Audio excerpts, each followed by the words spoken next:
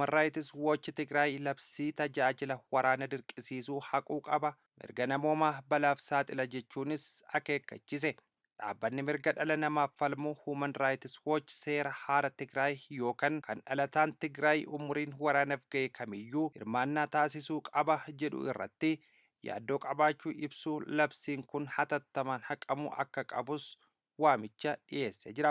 Dabalataanis Human Rights Watch aangawoonni mootummaa naannoo Tigraay labsii tajaajila waraanaa dirqisiisuu fi mormitoota irratti tarkaanfii fudhachuuf aangoo bal'aa kennu of keessaa qabu akka haqanis gaafatee jira.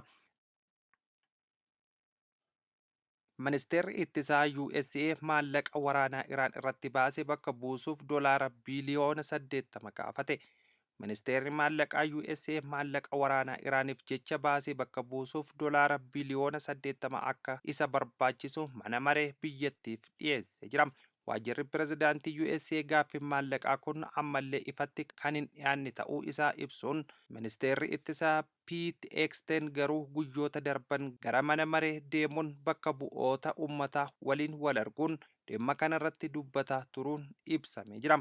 Associated Press maddeen dhimma kanatti dhihoo jiran garuu ibsuuf aangoo hin qabne irraa odeeffachuun akka gabaasetti waraana Iraan ilaalchisee gaaffiin baajata mana mareef kan dhiyaate torbee darbe ture jedhame.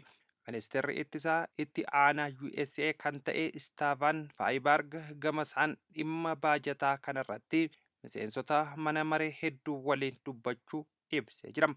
Dabalataan gaaffiin baajata kana bal'inaan waajjira bulchiinsa fi maallaqa mana mari'achaaf dhiyaachuu ibsee jira. Egaan hordoftoota keenya oduun har'aaf qabnu asirratti raawwannee jirra. Qophiilee keenya biroo waliin turtii gaarii isiniin jenna.